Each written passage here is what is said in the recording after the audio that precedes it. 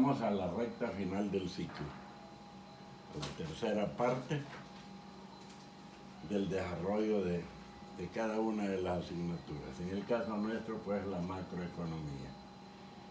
Confío en que tanto las notas de laboratorio como las del segundo parcial, pues les hayan resultado favorables. Por supuesto que no deben olvidar algo. Siempre me da gusto estar con ustedes. Y ojalá pues un día de nuevo podamos hacerlo en forma presencial. Pero mientras eso se llega tenemos que seguir así. Habíamos desarrollado el último tema que se refiere a la balanza comercial. Sin embargo, a la balanza de pagos y como parte de ella, por supuesto, a la balanza comercial. Ahora, hay algo que yo quiero manifestarles. No se trata solo de ir aprobando las diferentes evaluaciones como para al final del ciclo haber aprobado la materia. Eso es importante y tiene significado para ustedes, yo lo sé. En todo momento, para cualquier estudiante, eso es definitivo. Sin embargo, siempre es bueno ir reteniendo parte de lo que se va desarrollando, ojalá fuera todo, en los contenidos de las diferentes asignaturas. Pero si se nos olvida, porque es bien difícil retenerlo inmediatamente, no es malo, pues ya que les quedan grabadas las diferentes presentaciones, ir revisando de vez en cuando cada uno de los temas. Habíamos hablado nosotros entonces en la última clase, en la última presentación, acerca de la balanza de pagos. Dentro de ella hay básicamente dos tipos de balanzas. Una que tiene que ver con todos los bienes y servicios que por supuesto se interrelacionan entre un país y otro, aunque por supuesto los países desarrollados como que envían mucho más mercaderías o servicios a los países subdesarrollados o en vías de desarrollo que estos a aquellos. Sin embargo, nosotros vemos pues que una de las corrientes importantes dentro de la balanza de pagos, sin olvidar cuál es la definición de la balanza de pagos. Y hemos dicho pues que la balanza de pagos es un sistema de cuentas que durante un periodo comprende las relaciones que se dan entre una economía y las economías del resto del mundo. Esto en forma sistemática. ¿Y qué es lo que normalmente registran este instrumento que se llama balanza de pagos? Pues tenemos una corriente de recursos reales. ¿Cuáles son los recursos reales? Pues todas las mercaderías, todos los bienes, pues todos los servicios. Pero además de eso, también se registra movimiento de capitales. Ahora, en una balanza de pagos, nosotros tenemos básicamente dos tipos de entradas y ojalá salidas. Para algunos países, por supuesto que en los dos tipos de movimientos hay entradas y salidas. En el caso de los países pues pobres o subdesarrollados como el nuestro, sí tenemos una primera corriente de intercambio. Y este es el de mercancías y servicios. Y a esa se le llama balanza comercial. Por eso es que hemos llegado incluso a definir lo que es el saldo de la balanza comercial, que decimos que son las exportaciones que se simbolizan por E o por X y las importaciones. ¿Por qué decimos pues que para los países desarrollados siempre será el saldo de la balanza comercial positivo para ellos y negativo para nosotros? Porque es mucho más lo que ellos exportan que lo que importan. En cambio, en el caso nuestro, es mucho más lo que importamos que lo que exportamos. Pero además de la balanza comercial, también tenemos otro tipo de movimientos que quedan registrados en la balanza de pagos, y a esa se le llama balanza de capitales. ¿Y cuáles eran los normalmente? Aquí es un repaso el que estamos haciendo, porque estas cosas ya las mencionamos. ¿Cuáles son los tipos de capitales que entran a un país? Pues hay capitales de riesgo y capitales de préstamo. ¿Cuáles son los capitales de préstamo? Son aquellos que entran en forma precisamente de un préstamo y que vienen de organismos internacionales. Hemos mencionado el Banco Interamericano de Desarrollo, el BID, ¿verdad? El BCIE, que es el Banco Centroamericano de Integración Económica. A veces hemos hablado del Banco Mundial, hemos hablado del Fondo Monetario Internacional, hemos hablado del Exim Bank, y en fin, pues, hay una serie de países y de organismos internacionales en donde están aglutinados muchos de estos que viven realizando préstamos a estas economías más pobres, menos desarrolladas, para que puedan sobrevivir. Pero aparte de ello, existen entonces también los capitales de riesgo. Estos se vienen a establecer pues como empresas aquí en un país. Normalmente, y antes se hablaba mucho, siguen existiendo por supuesto las famosas zonas francas,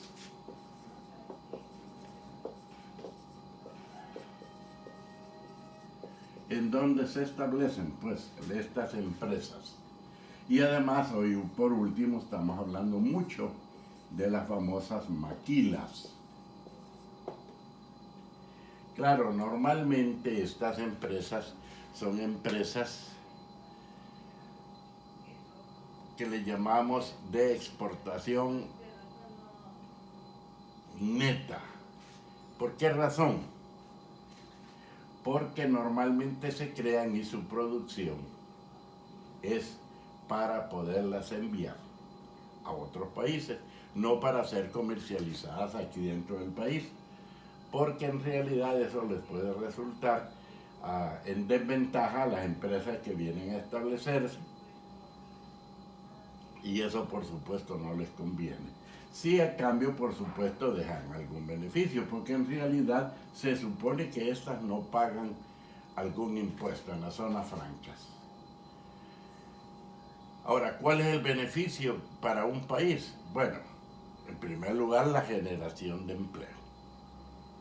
Estas empresas y últimamente las maquilas que se crean en una serie de zonas aquí en el país generan oportunidades de trabajo para mucha gente que de otra manera no podrían pues estar trabajando. De tal suerte pues que la entrada de capitales de riesgo, es decir, que entran en forma de inversiones directas aquí al país para complementar la inversión que se realiza aquí dentro del país, entonces pues vienen a convertirse en estos lugares donde existen las maquilas y en las áreas de zona franca donde establecen esta empresa, la oportunidad, no solo el traslado también de todo lo que es la tecnología y una serie de procedimientos, técnicas y todo lo demás para que un día nuestra propia población, nuestros propios técnicos sean capaces de producir o de dirigir la producción, y además pues la generación de empleo. Aparte de ello, por supuesto, que hemos mencionado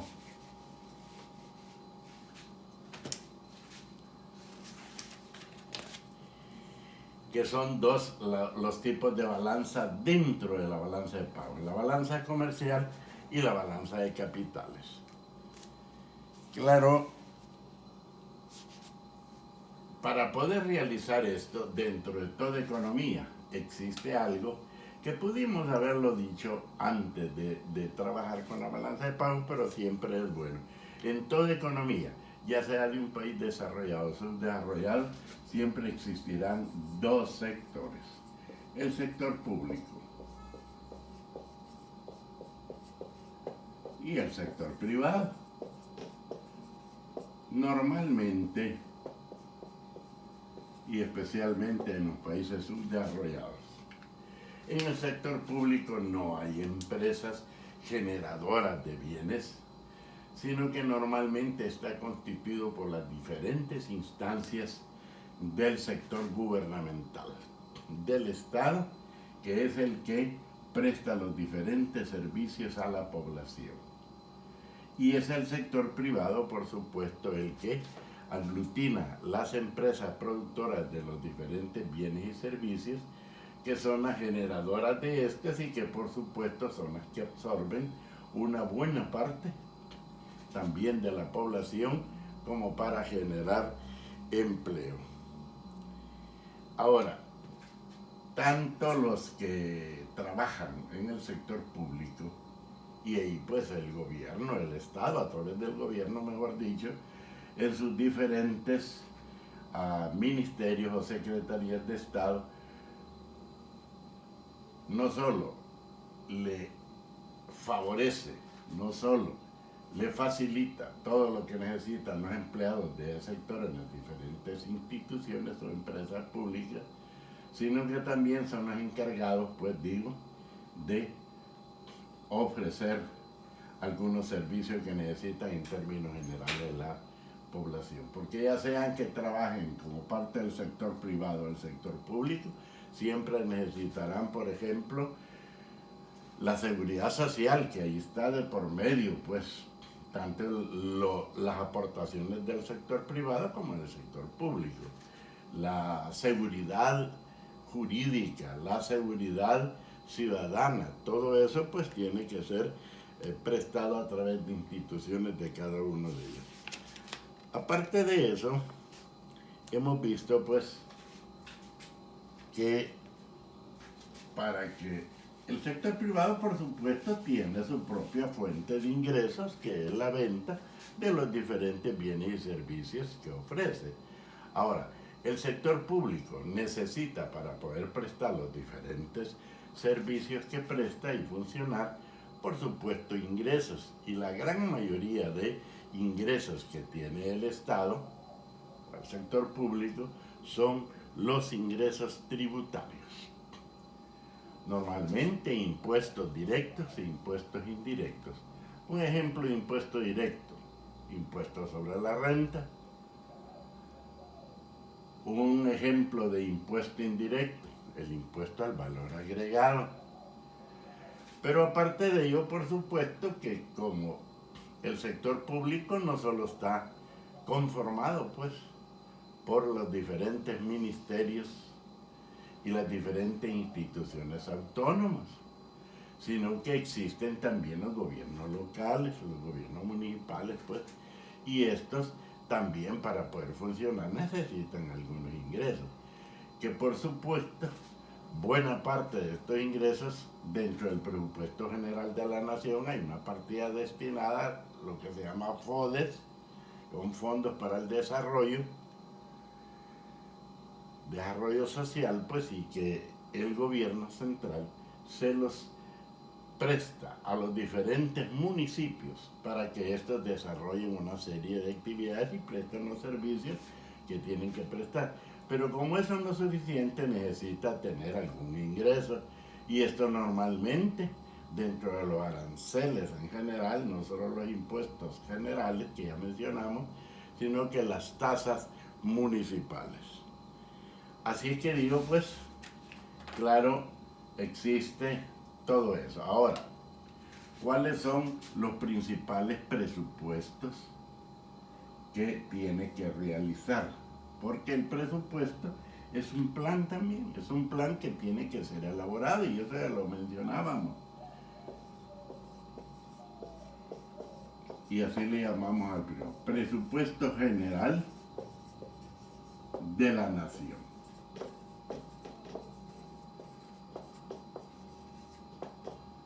Ahí va el presupuesto para funcionamiento, que normalmente es financiado con, decía, los ingresos en concepto de tributos, de impuestos, pues, y también el presupuesto de capital, o sea, el presupuesto para inversiones, diferentes obras que realiza el gobierno que normalmente tienen que ir registradas ahí y que son financiadas normalmente con préstamos obtenidos, decía, de gobiernos o de organismos internacionales, a veces incluso de donaciones también, porque se reciben donaciones de parte de algunos países para obras específicas. Así que digo, pues, ahí están los dos tipos de financiamiento, ahí están los dos tipos de capitales que ya mencionábamos y, por supuesto, que con eso se desarrolla. El gobierno central presta a través de sus instituciones los diferentes servicios que presta. Pero ese es el presupuesto general de la nación. Existe lo que se llama también el presupuesto de instituciones autónomas. Normalmente estas son instituciones que están adscritas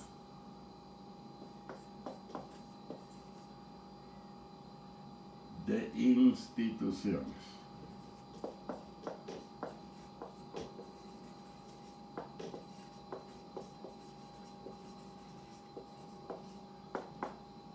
Están adscritas pues a diferentes ministerios. Por citar un ejemplo, los diferentes hospitales. Esas son instituciones autónomas, pero que están adscritas o forman parte pues, del Ministerio de Salud.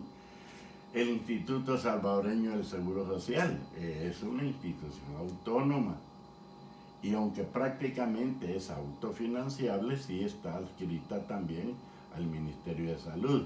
Tenemos la Universidad de El Salvador, por ejemplo, es una institución autónoma que está adscrita al Ministerio de Educación. Y así pues, diferentes ministerios tienen varias instituciones consideradas como autónomas, pero no que a funcionamiento se refiere. Pero de ahí tienen una serie de ataduras que por supuesto son controladas por cada uno de los ministerios. Vamos entonces a continuar con otro tipo de apartado. Esto que hemos mencionado era con la idea de recordar lo último que habíamos estudiado. Pero vamos ahora, por supuesto, a trabajar con lo que vamos a conocer como el dinero, o sea, el medio con que se van a financiar las distintas actividades para la prestación de servicios a la población, para que la población pueda en el mercado adquirir los diferentes bienes y servicios para satisfacer sus necesidades, como para poder también ir no solo pagando los intereses de los préstamos que se reciben, sino ir amortizando también la deuda que se adquiere.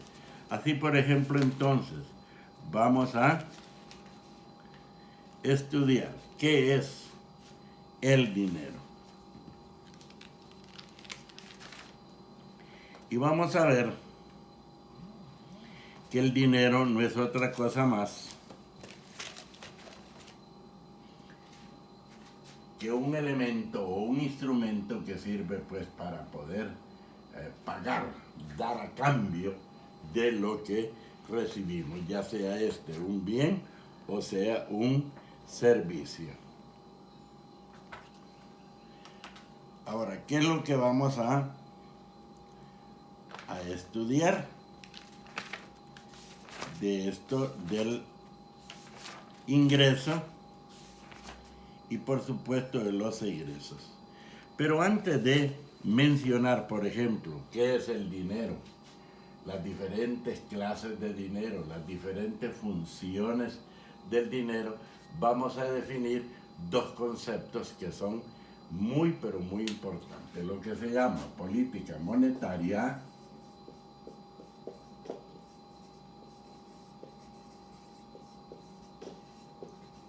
y lo que se llama política fiscal. en estos últimos días se ha estado hablando mucho de eso. Los dos son ejemplos de políticas económicas. ¿Qué es una política? Ustedes al estudiar teoría administrativa o administración han estudiado dentro de las fases del proceso administrativo lo que es la planeación. Y dentro de la planeación los diferentes elementos de ella. Uno de ellos, por ejemplo, son las políticas. ¿Y qué son las políticas? Son lineamientos generales que guían la acción que se realiza por las diferentes empresas o instituciones. Ahora, como ejemplos de políticas económicas tenemos la política monetaria y la política fiscal. ¿Quién desarrolla la política monetaria? Prácticamente la política monetaria es desarrollada por el Banco Central de Reserva. Claro, hay un sistema financiero, pero pues existe lo que se llama el Banco Central de Reserva. En todos los países existe un Banco Central o nacional, le llaman en algunos países, que es el que dicta todas las políticas que tienen que ver con el dinero, con la emisión del dinero, con la cantidad de dinero en circulación. Ahora, la política fiscal está a cargo del gobierno central a través de uno de sus ministerios. ¿Cuál es ese ministerio? El Ministerio de Hacienda. El Ministerio de Hacienda es el responsable de la política fiscal. Ahora, ¿cuál es el propósito? ¿Cuál es el objetivo? Tanto de la política monetaria como de la política fiscal. Pretenden las dos garantizar que exista un crecimiento económico, que toda la producción que se genere dentro del sistema económico lleve pues al final a que exista un crecimiento económico dentro de un país y que por supuesto permita el lograr un desarrollo económico. Y además de eso también pretenden pues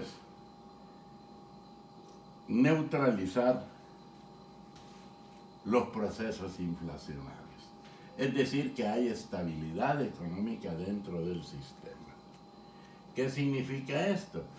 Que deben de dictar políticas el gobierno central a través del Ministerio de Hacienda y muy de la mano, por supuesto, con el Banco Central de Reserva para manejar la política monetaria de tal suerte que no haya ni demasiado dinero en circulación ni muy poco dinero en circulación, porque esto normalmente son instrumentos o son hechos, mejor dicho, que favorecen. Si hay demasiado dinero en circulación, entonces favorecen un proceso inflacionario. Y si hay muy poco dinero en circulación, por supuesto que también, ¿verdad? Ahora, ¿qué es lo que más favorece de las dos situaciones? ¿Mucho dinero en circulación o muy poco dinero en circulación? El mucho dinero en circulación lo que hace es que haya demasiada demanda de bienes y servicios.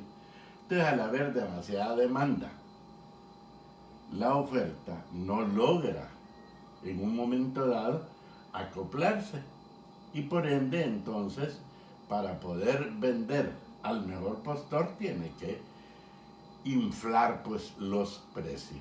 Y si hay muy poco dinero en circulación, por supuesto pues que también puede operar, y ojalá que así sea, que como hay poco dinero, la demanda disminuye y por ende entonces la oferta se vea en la penosa situación de tener que bajar los precios. Ojalá esta situación fuera la que operara. Entonces es antiinflacionario en cualquiera de los dos sentidos y que por supuesto garantice una estabilidad económica. Ahora bien, algunos aspectos relacionados con la política monetaria y que coadyuvan a esa estabilidad económica que estábamos mencionando. Digo pues, son algunos aspectos de importancia, de relevancia, que es necesario conocer y que forman parte de esa política monetaria. Por ejemplo, ¿cuáles? Uno, la relación entre el dinero, este ya no tiene que ver acá,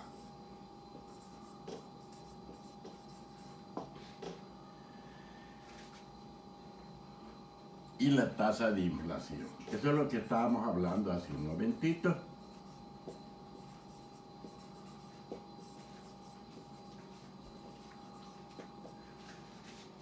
Por eso es que no se puede dar el lujo un país a través, por ejemplo, del Banco Central de Reserva, el Banco Nacional que tenga, de estar emitiendo grandes cantidades de dinero, por lo que decimos, pues, que pueden generar una demanda excesiva sobre la oferta y que eso entonces genere una tasa inflacionaria demasiado alta.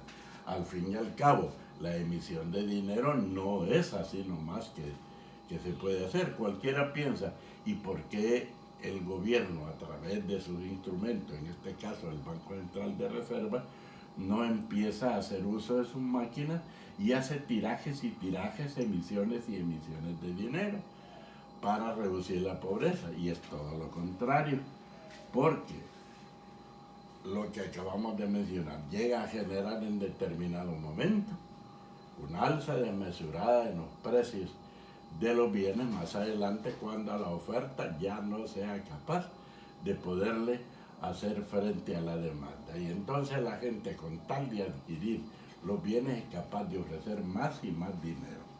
Eso a la larga es un problema. Ahora, ¿qué es lo que normalmente se hace para emitir dinero? Primero, tiene que haber un respaldo. Y ese respaldo ha sido en, por ejemplo, depósitos de oro y de diferentes metales preciosos como garantía, reservas, pues, reservas en oro y metales preciosos.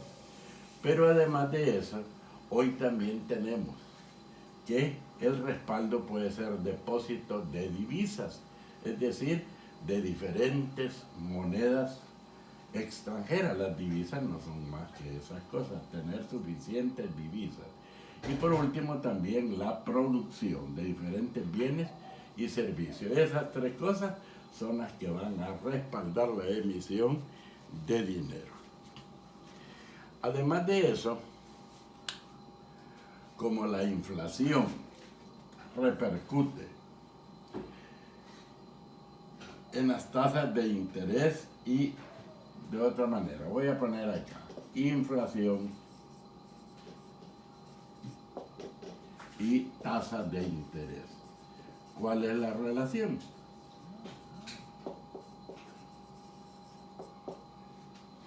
¿De qué manera, pues, la inflación repercute en las tasas de interés que existan en el sistema y cómo las tasas de interés pueden también repercutir en la inflación?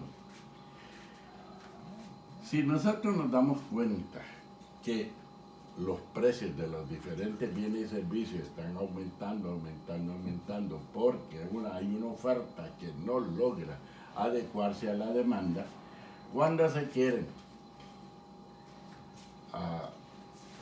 conseguir, por ejemplo, préstamos, estos préstamos normalmente también obedecen a esa conducta. ¿Queremos dinero? Sí, ahí lo podemos obtener, pero las diferentes instituciones financieras lo van a prestar, pero a una tasa más elevada de interés. De tal suerte que un proceso inflacionario lleva a un aumento de las tasas de interés. O una baja, por supuesto, un movimiento en las tasas de interés puede llevar también a un proceso inflacionario. Y finalmente, lo otro que acabamos de estar diciendo, un nivel estable o de estabilidad, pues, económica, ¿verdad? De estabilidad económica,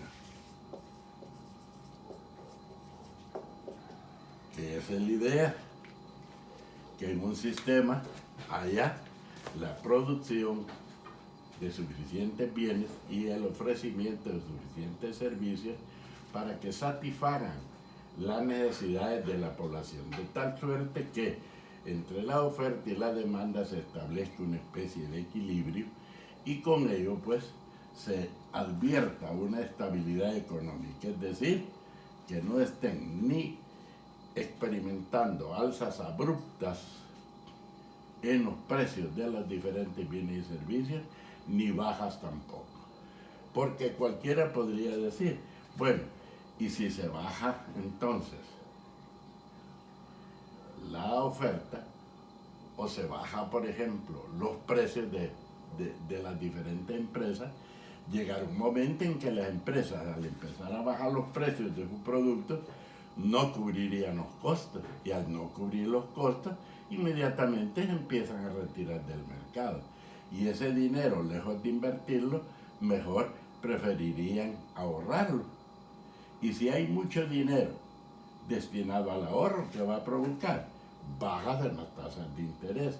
Y por supuesto que no haya suficiente producción o oferta de bienes y servicios, y entonces eso provoca un desequilibrio, la demanda pasa a ser más que la oferta, y de nuevo ahí va en un círculo vicioso, aumentando el precio de los artículos. Así es que digo entonces, pues, hay una serie de situaciones. Ahora, la mayor parte de economistas, de personas que se dedican, pues, al estudio de estas políticas para ver sus repercusiones en el mercado, en el sistema, llegan a concluir, básicamente, en los siguientes aspectos. Que la política monetaria tiene como consecuencia un crecimiento estable, y que eso es lo que se está procurando para evitar, decíamos, esas brechas inflacionarias. Que también haya un bajo nivel de desempleo. ¿Por qué razón? Porque si vamos procurando que haya un crecimiento estable de la economía, lo que estamos mencionando es que hayan oportunidades, pues, a través de la creación de más empresas, a través de las inyecciones que se puedan dar a la inversión, crecimiento de las empresas ya existentes o surgimiento de nuevas empresas que den la oportunidad a más personas, que es uno de los objetivos que se buscan, por ejemplo, al crear las zonas francas con todo lo que se le ofrece a los inversionistas extranjeros para que vengan a establecerse, que generen oportunidades de trabajo. Entonces, un crecimiento estable, un bajo nivel de desempleo y un nivel estable de la economía. En general, una estabilidad económica. ¿Qué significa?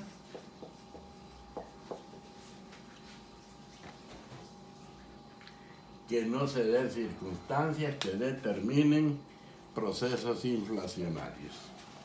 Porque esos procesos inflacionarios, al fin y al cabo, lo que hacen es afectar a la población más vulnerable, a la población más desprotegida, que solo son dueños de su fuerza de trabajo que la ofrecen, pero que con los salarios o las prestaciones que reciben no sean suficientes.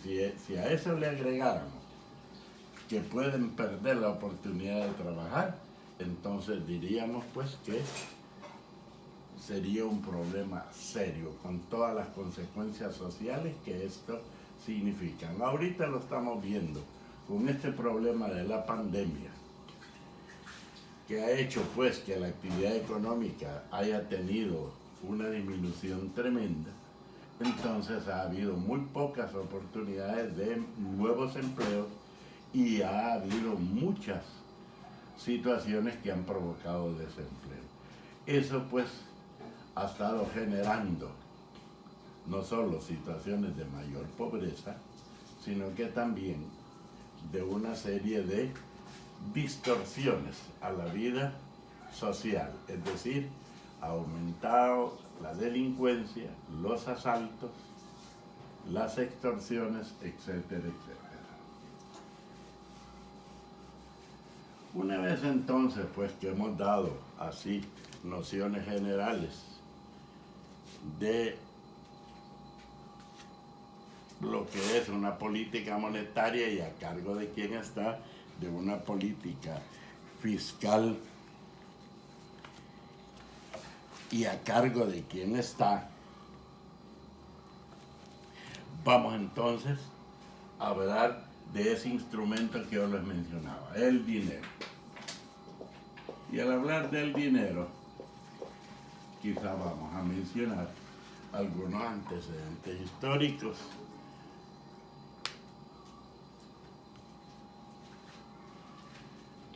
Como que, por ejemplo, ¿sigue? No. Estamos aquí percatándonos de que la presentación no vaya a tener ninguna interrupción y que sirva siempre para el seguimiento que ustedes le puedan dar. Al principio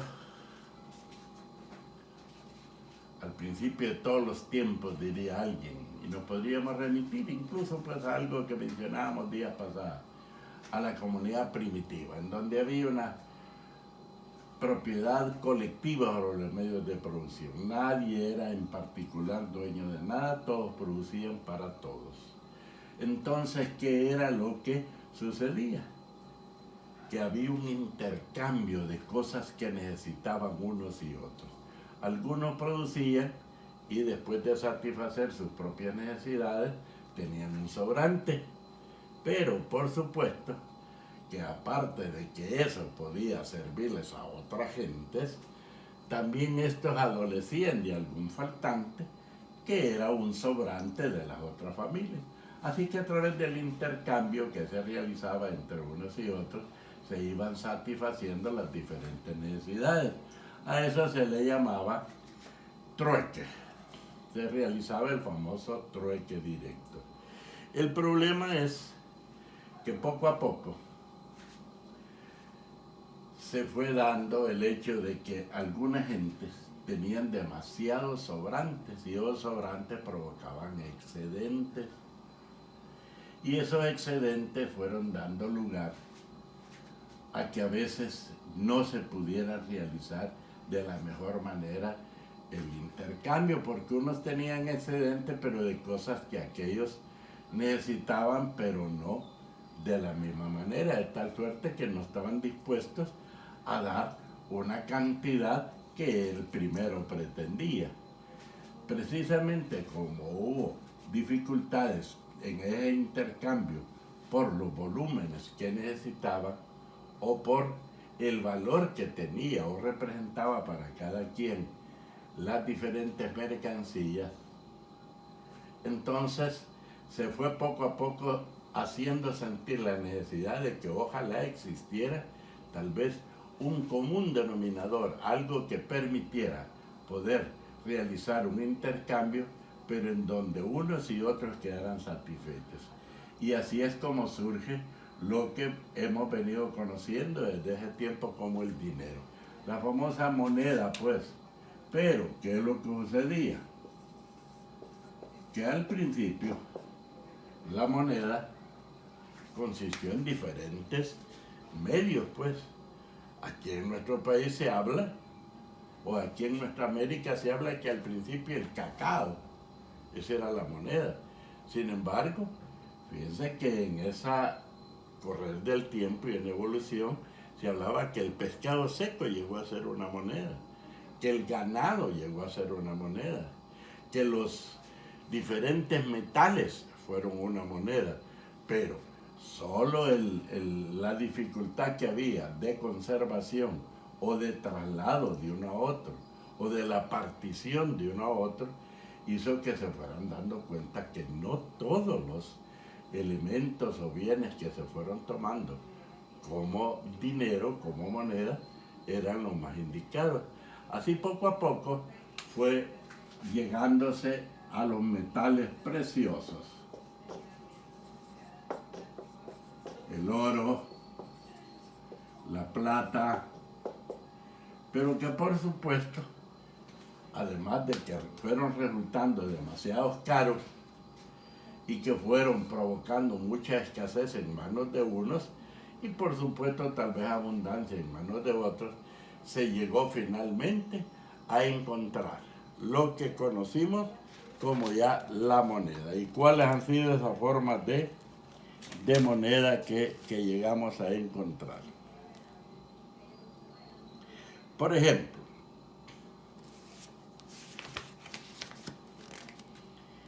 llegamos a determinar lo que era el dinero metálico.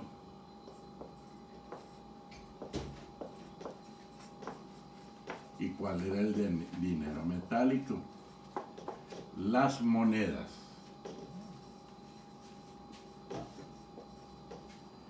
De diferente valor, ¿verdad? Y este es el famoso dinero fraccionario también, porque solo crear unidades monetarias era un problema, porque en determinado momento el intercambio o las operaciones que realizaban entre unos y otros daban lugar a la existencia de fracciones. ¿Y cómo es que se iban a cubrir estas fracciones? Pues a través del dinero fraccionario o el dinero metálico. Las monedas, y por eso es que surgieron, y hoy en día existen monedas de A1, de A5, bueno, de A25, y así. Incluso se llegó a crear la famosa moneda de A1, tanto cuando teníamos la moneda anterior como por supuesto ahora. Pero eso no era posible que solo existiera como dinero metálico. Entonces existieron los billetes o papel moneda.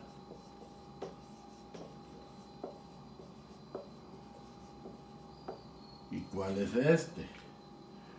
Bueno, puede haber billetes de 1, pueden haber, y como lo vemos en el medio, billetes de A5, billetes de A10, y así podríamos ir dándonos cuenta que existen pues diferentes tipos de billetes. Unos billetes de banco también, ¿verdad? El papel moneda. Pero aparte de ello, existieron también, muchas veces no se podía pagar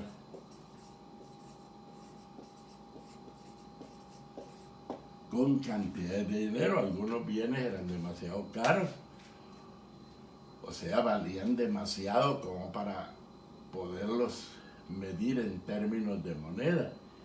Y no era posible, supónganse ustedes, un carro de lujo, y para poderlo comprar, o un bus, estábamos hablando de 10, 20, 30 mil dólares.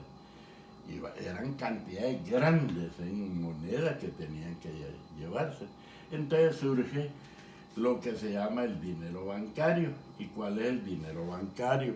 Entonces ahí tenemos cheques, ya lo voy a decir nada más para que me quede espacio ahí para poner el otro tipo de moneda. Cheques, certificados, depósitos bancarios, que por supuesto poco a poco los cheques así comunes y corrientes fueron perdiendo credibilidad, porque muchos empezaron a extender cheques como pagos y sin tener el respaldo en una cuenta bancaria de donde pues se emitían dichos cheques. Por eso es que todavía los cheques tienen validez, pero los cheques certificados, y claro, algunos certificados también, ¿verdad? Pero aquellos que ofrezcan garantía de que no va a haber pérdida. Y finalmente, algo que se ha hecho muy, pero muy común, el dinero plástico. son las famosas tarjetas de crédito, que tanto problema, por supuesto, le han creado a mucha gente que no ha tenido pues el cuidado de saber utilizar, porque no solo las tasas de interés han sido muy elevadas, sino que por la facilidad de disponer de dinero se ha ido gastando y el problema ha sido a la hora de cancelarlo. Sin embargo, pues estas son los tipos de monedas, de dinero que existen. Claro, sobre esto se podría seguir pues profundizando para conocer un tanto más acerca de esto. Sin embargo, pues no podemos entretenernos tanto porque hay muchos temas a ocupar. Finalmente vamos a ver otro aspecto acerca del dinero. Porque como dinero, no solo hemos visto la definición de él, y la definición de él es que es un instrumento que ha servido como para facilitar las operaciones de intercambio, es decir, y la moneda, cantidad pues de unidades de dinero que se cede a cambio de un bien, de un servicio o de un satisfactor de necesidades en general. Pero aparte también de la evolución histórica que hemos mencionado, de cómo empieza a surgir la forma de realizar transacciones o intercambios hasta el surgimiento de lo que finalmente ha sido la moneda con todas sus acepciones o manifestaciones, que son las clases de dinero que existen. Vamos a terminar en esta ocasión y sería bueno que usted tratara de investigar un poco más poniendo cuáles son las funciones del dinero. Y las vamos a escribir aquí así para que nos queden registradas.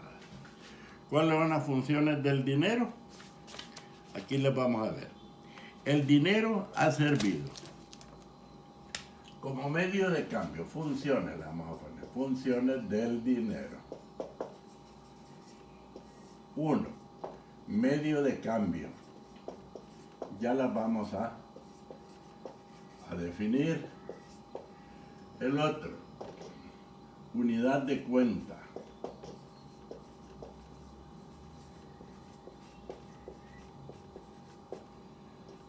El otro, depósito de valor.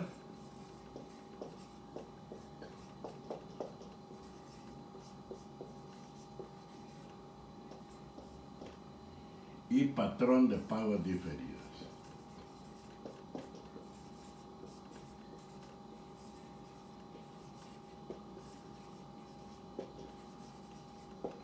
Esas son las 4 funciones generales acerca del dinero. Vamos a ir diciendo algunas cosas acerca de cada uno de ellos. Por ejemplo, ¿qué significa esa función de medio de cambio?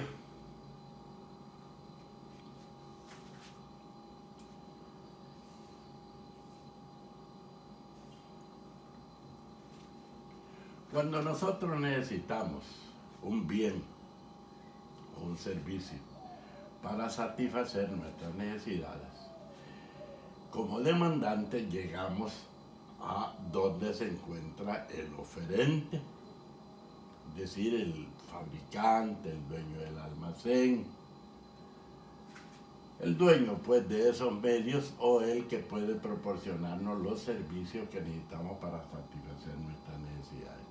Y a cambio entonces de ese bien o de ese servicio, el oferente pretende recibir del demandante una cantidad de dinero, de tal suerte que ese dinero, esa cantidad de dinero, de billetes, de moneda fraccionaria o metálica, de cheques o el pago con una tarjeta ha sido pues para facilitar precisamente ese intercambio. En los pueblos especialmente y antes en general existió, y lo vamos a mencionar pues que es parte de lo que se daba, el famoso fío.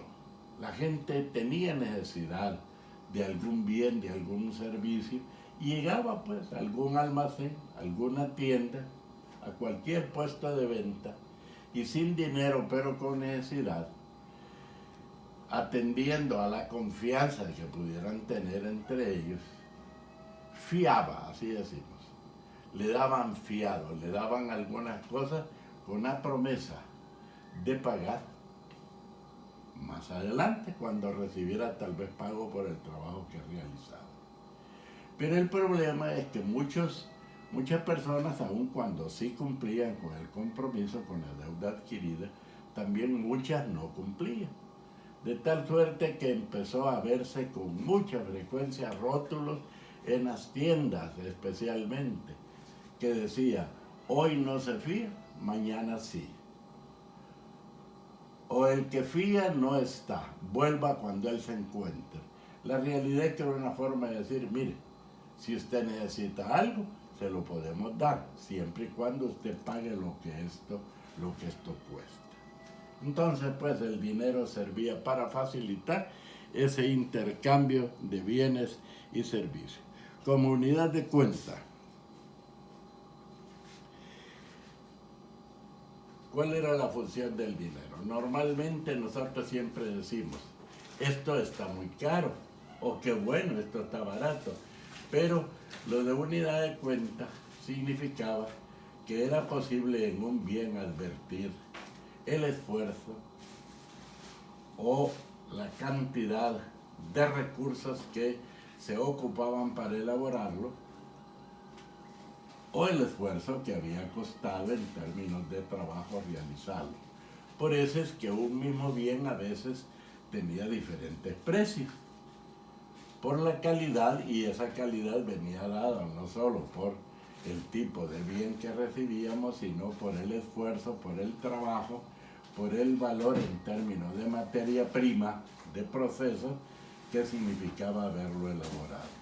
Así que digo, por un mismo bien, de repente lo hallábamos con un precio y en otra parte o en la misma parte, el mismo bien de nombre, pero con diferentes precios por la diferente calidad que obtenía. Lo otro, el depósito de valor. ¿En qué consiste esto?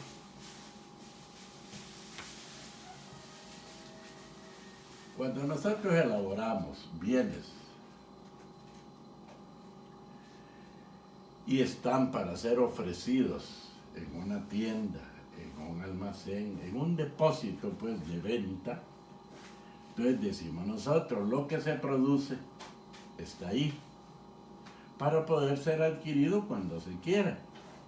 Pero también la gente muchas veces, producto de su trabajo o producto de algún negocio o de alguna venta que realizaba cierta cantidad de dinero, y ese dinero lo podía guardar a sabiendas de que ese dinero, como no es un bien perecedero, podía conservarlo y tiempo después sacarlo y con ese dinero, poder comprar.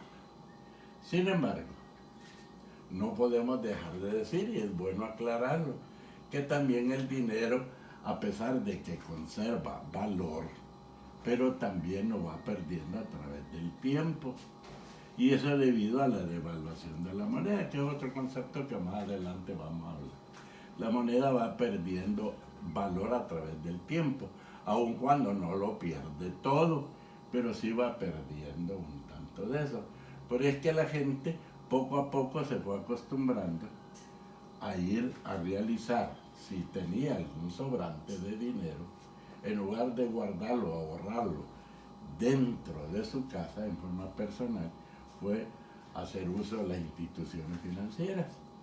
Ahí lo depositaba porque no solo había garantía de que se lo cuidaran, sino que de alguna manera también le pagaban cierta cantidad de dinero por el depósito, por el ahorro que tenía. Nunca, por supuesto, una cantidad que le permitiera cubrir todo el aumento de valor que experimentaban las cosas a través del tiempo, pero en algo, por supuesto, que era posible resarcirse.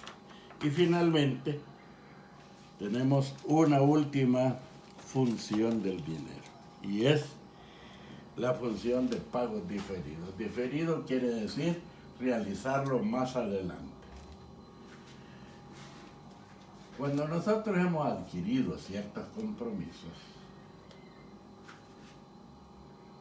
o cuando nosotros hemos pagado por la adquisición de algo, reservándolo, y ese algo no lo pueden entregar, nosotros hemos entregado un dinero, y ese dinero se supone que sirve para pagar, pues, algo que nos va a ser entregado más adelante. Sin embargo, también en el comercio, ustedes saben que existe la venta de una serie de bienes o la prestación de algunos servicios que se realizan, decimos, al crédito. ¿Y eso qué significa? Que nosotros vamos a poder pagar esas acciones, esas actividades con el tiempo. ¿Y con qué lo vamos a hacer? Pues lo vamos a hacer con dinero. ¿Por qué razón? Porque ese dinero permite, pues, pagar, cubrir compromisos adquiridos con anticipación y, pues, cubiertos, digo, mucho más adelante. Así pues que el dinero también tiene esa función, que es un patrón de pagos diferidos. El valor de ese dinero nos puede servir para poder realizar pagos más adelante.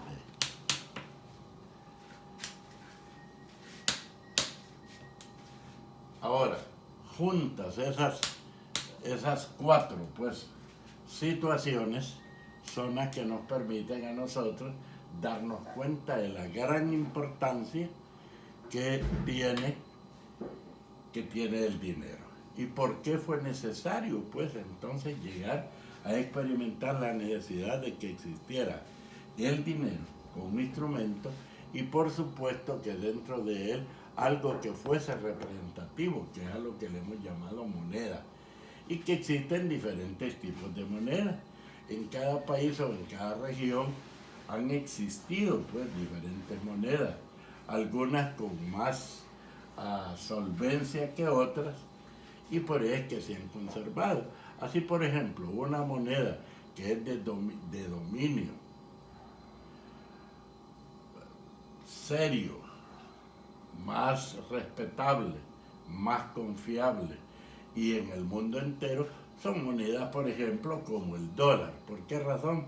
Porque vienen de una economía fuerte, solvente, y a través de la cual medida se va realizando ese intercambio.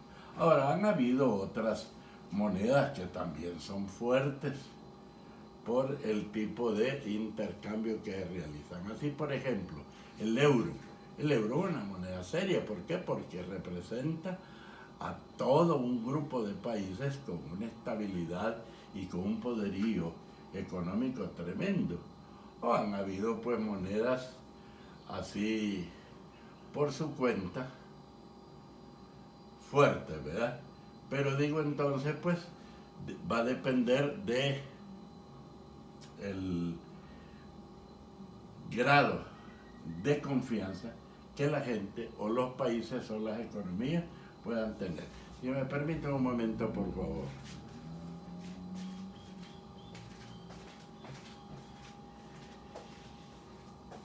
Y no dijimos que iba a estar pendiente.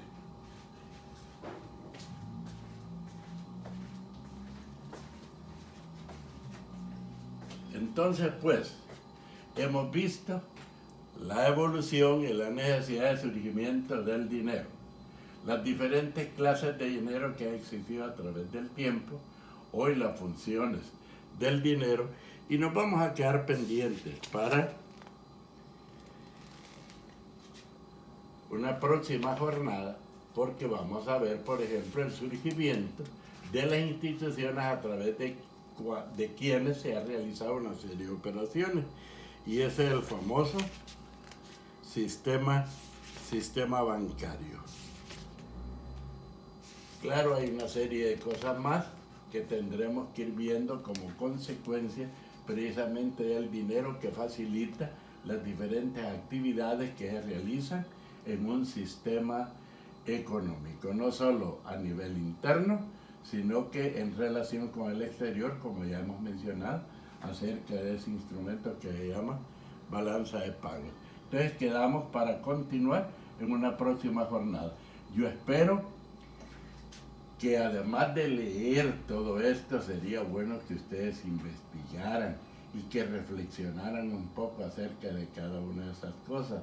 Eso por supuesto que les va a facilitar el poder resolver cualquier inquietud que les planteen en un laboratorio, o ya no se diga preguntas así concretas y específicas en un examen parcial. Así que nos quedamos hasta por acá para no saturarlos de tanto conocimiento y que ustedes los puedan ir asimilando de mejor manera.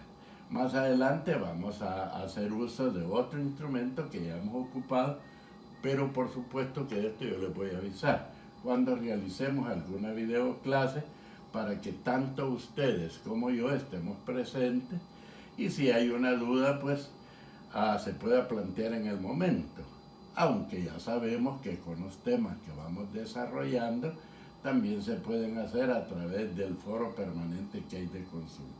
Así que nos vemos en la próxima.